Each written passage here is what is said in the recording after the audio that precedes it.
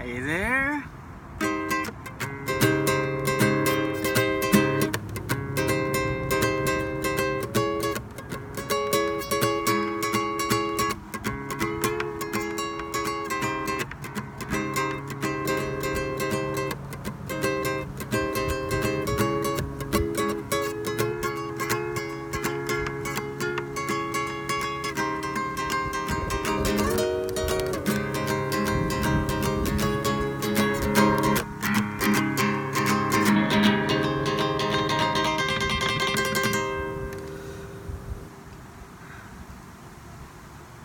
Monday, August 26, 2019. And for those of you not in America, maybe somewhere in Europe or some other part of the world, it's the 26th of August, 2019. I don't know why that's back. I wonder why we took that, kind of switched the day and the month, switched them around. I mean, you all know what I'm talking about. It's just interesting. But what I really want to talk about today, well, one part of this discussion is going to be about China, the Chinese. I was watching the news yesterday at a restaurant, and they were broadcasting the protests that are happening over there in Hong Kong. For those of you that don't know what's going on in Hong Kong, to sum it up, no, you know Hong Kong used to be a British colony, right? Up until the 90s, I believe. And when the British granted them their independence, spelling the end of the British Empire, they governed themselves up until recently. You know, they've had their own government and everything. Well, China's been encroaching on their liberties and stuff. They've been influencing the government over there, and the Hong Kong government has been caving into the Chinese government's demands. And to start off with the government passing a law about extraditions. So a lot of the times Chinese people would go into Hong Kong because it was safe. Well, they passed a law that the Chinese could actually extradite those, I guess you could call them refugees, and the Hong Kong citizens would not have any of that. So they protested, and I believe that they repealed that law at least. But the Chinese government has not given up, and they're hard-headed. They want to get their communist grip over the little colony of Hong Kong, right? And if you know a thing or two about China's government, they've implemented something called a social credit score. It's basically like a rating system. To put it in simple terms, it's a rating system that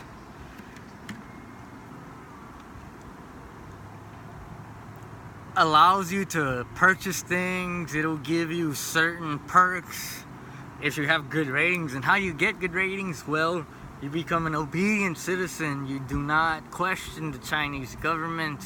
You submit to them with all your being.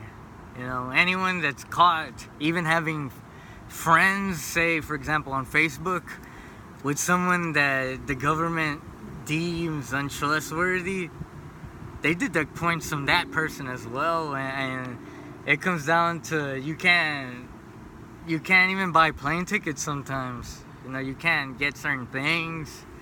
It's harsh. And there's a facial recognition system over there.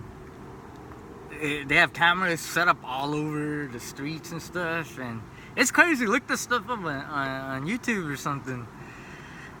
They recognize everyone's faces, and they can track you down and get those social credit points from you. It's intense. And the Hong Kong citizens want nothing to do with that. And the protests are getting pretty violent. This past weekend actually was the first time someone was shot.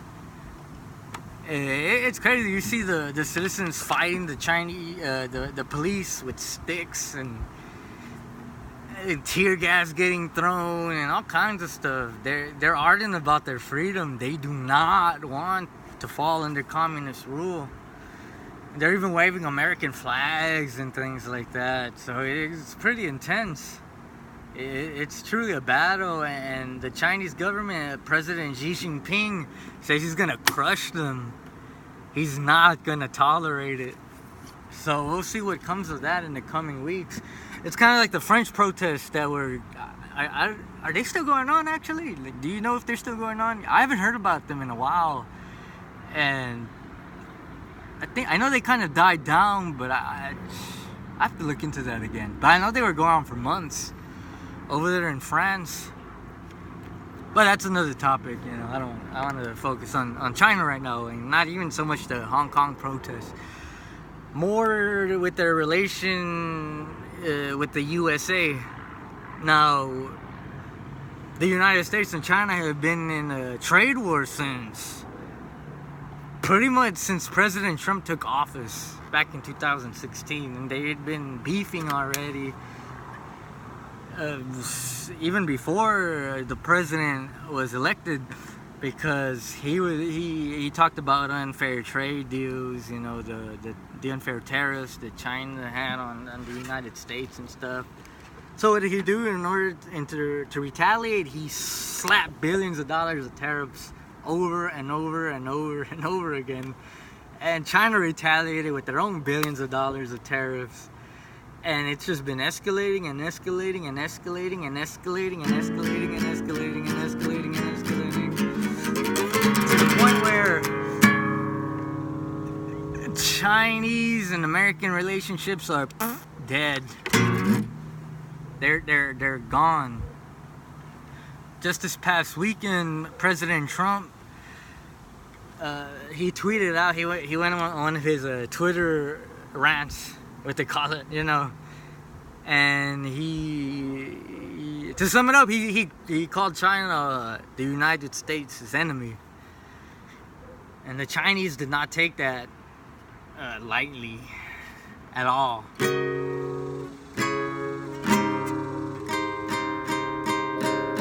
No, sir.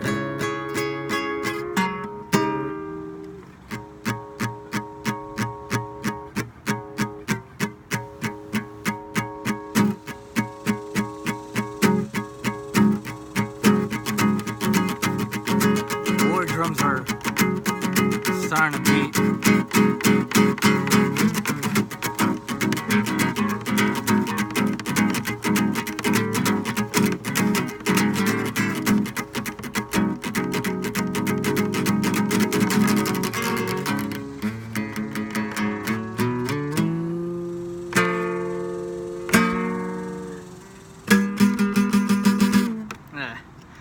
Anyway. So, what does this mean? Well, now China, ever since China fell to communism back in the 50s under Mao Zedong, the United States and China had like bad relations between each other. It wasn't until the 70s when I forget his last name or first name. Chairman Deng Xiaoping, I believe, in the 70s, late 70s, when he took over, that he started opening up trade between the United States and China. It was in the late 70s, early 80s, and it's kind of grown. China they became somewhat capitalist. Not in the same sense as the United States, but in a way. And it kind of grew, you know, until the two strong men, powerful leaders, President Donald Trump and President Xi Jinping took over. Oh, there's helicopters. Raw footage. Now they both want to make their respective countries great, and it's caused some clashing.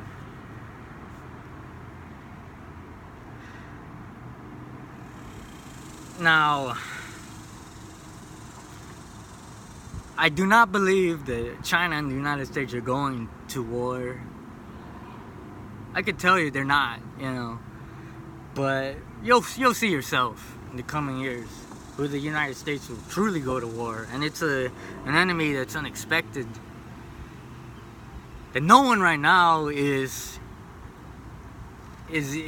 not even on anyone's radar. But one of the United States' old enemies from the 40s, that's right, the 40s, is gonna rise again. And that should tell you who it is this year if you're history savvy. But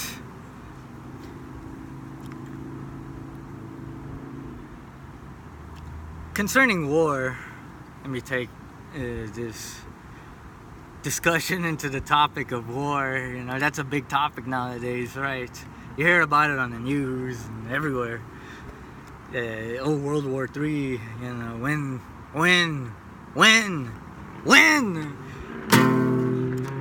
It's not even if anymore. There's articles everywhere of how is it gonna happen.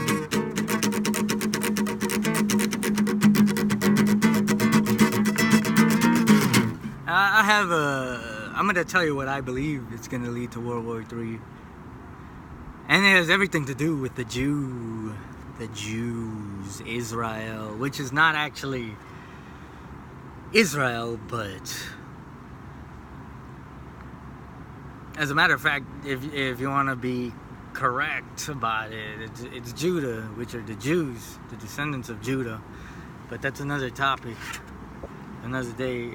To make it simple though, I'll just refer to them as Israel, because that's what the world knows the Jews as, Israelites. But they're not really Israelites. Oh, they are, but they're not all of the Israelites. Not all of the 10 tribes are Jews. Did I say that right? The Jews are Israelites, but not all Israelites are Jews. There we go. Anyway, now the Middle East has always been in turmoil, right? For years and years and years and years, ever since. There's always been conflict going on there, actually. But ever since the Islamic Revolution in like 79, in Iran, it just kind of went downhill from there, fast. Lots of Islamic funding throughout the region, and it's escalated because the little Jewish nation of Israel they've been in conflict with the Palestinians, and the Palestinian Authority president, he actually claimed last week that war is inevitable. They're going to invade and they will conquer Israel. Time is running out for Israel. And there's been a lot of drone strikes happening in the north of Israel, over in the Syria border. So what is going to eventually happen, and this is pure speculation, but most likely to happen, is not only will the United States get involved, but the European Union. And the European Union is building their army, they're crafting it as we speak. They had that organization PESCO, that it's basically, the goal of that is to create a European army, but I believe there's going to be a more unified one, more powerful, central in power. And that's coming soon, and I believe that's going to be involved. And when those armies surround Jerusalem, watch out.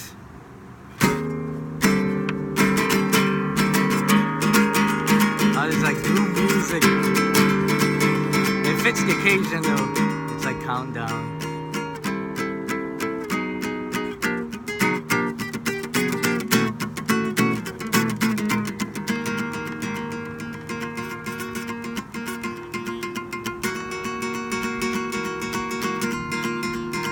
Countdown begins.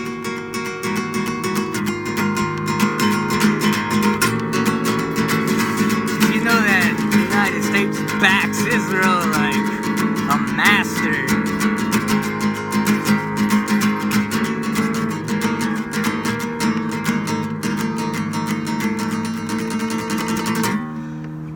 It's kind of what they are. They bought off the United States, if you know what's going on with... I don't want to get into conspiracies right now. We'll get into that maybe in the next video. We'll talk about a conspiracy. If there's one you want to talk about, let me know, because I'm kind of well versed in conspiracies, and they're true, you know, most of them at least. There's some of them that are directed to scare you, you know, to lead you astray, and I've been down the astray part. But if you're level-headed, if you got logic, logos, this and that, you'll be all right.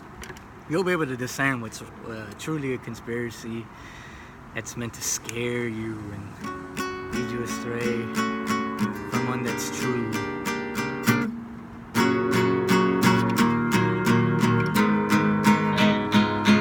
So leave in the comments which conspiracy you want to talk about.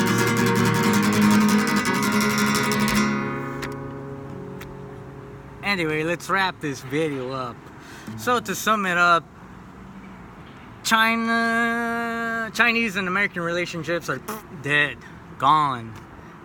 One day they will be restored, but that won't be until humans can learn to live together and love each other, which I think will be sooner than we think. Hopefully within the next decade, when the one world government is established, because there will always be government. We just need the right kind, right? And because of Israeli-American relations, they're gonna drag the United States into war, perhaps, and that will be the spark of World War III, and the United States will be crushed by a coming German-led European United States.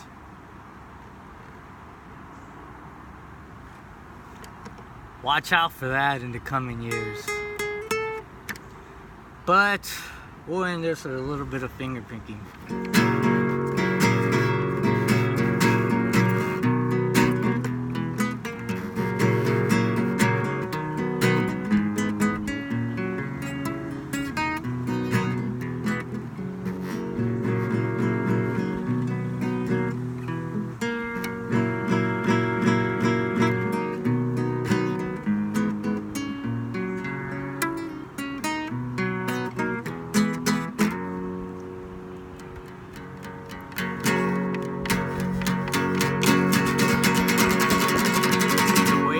Ocean Serenade, that one down at Corpus Christi. Anyway, go check out positivityinc.com. The link will be in the description. You know, support if you enjoy this. I'll do my best to keep you all informed and entertained. Gotta sharpen my guitar skills again. That's the thing about guitar. The people ask me a little bit of guitar advice, because I get asked a lot. You know, I've been playing for, I think, going on 10 years or so. And if you want to be able to pick up a guitar and just play it and entertain people, just make your own sound, create your own style, and you can. It helps if you know covers and things like that, but just feel it. You know, just feel it.